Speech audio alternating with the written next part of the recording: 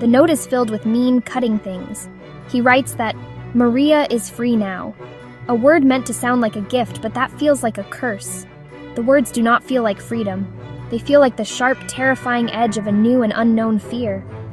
She looks at the empty space on the bed where he used to sleep, a hollow that seems to absorb all the light in the room. The silence is no longer just the absence of his anger. It is the presence of a vast, daunting uncertainty. Anna stands in the doorway, her big eyes wide with a question she is too young to fully form. She can feel the shift, the ground giving way beneath their feet. They are left with very little money, a future that has suddenly become a blank, terrifying map. They have to find a way to grow new hope from the barren ground of their loss. Fear sits in Maria's chest like a cold, heavy stone. It is a paralyzing weight that makes it hard to breathe and hard to think, hard to move.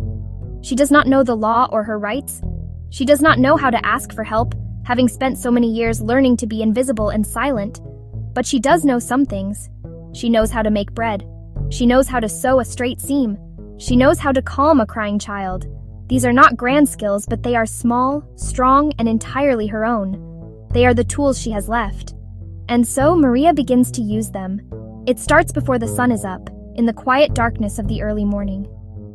She wakes and lights the stove, the small flame a tiny act of defiance against the gloom. She begins to bake bread, the familiar scent slowly filling the cold house with warmth and purpose. She takes the fresh loaves and sells them on the street, her voice quiet but steady. She works her day job in the shop, her body aching with exhaustion. At night, by the dim light of the stove, she counts the few coins she has earned, each one a small victory. A tiny seed of a new beginning she is building for herself and for Anna. Slowly, the town's perception of her begins to shift, not with a sudden wave, but with small individual ripples of kindness. Rosa buys a loaf of bread from Maria every single day, her purchase a steady, reliable act of support. You are strong? And the words land on Maria like gentle rain after a long drought. Luis, the quiet man at the hardware shop, notices her stove is sputtering.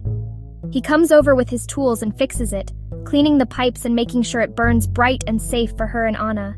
He does not ask for money. He simply sits for a moment and listens. Anna grows and blossoms alongside her mother's small victories.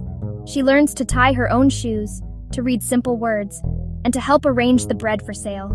They come from hard days, tired hands, and the unwavering flame of small hope. Maria starts to stand a little taller. Her heart begins to beat with a new rhythm, fueled by the quiet fire of her own making. The words still have the power to sting, but something inside Maria is different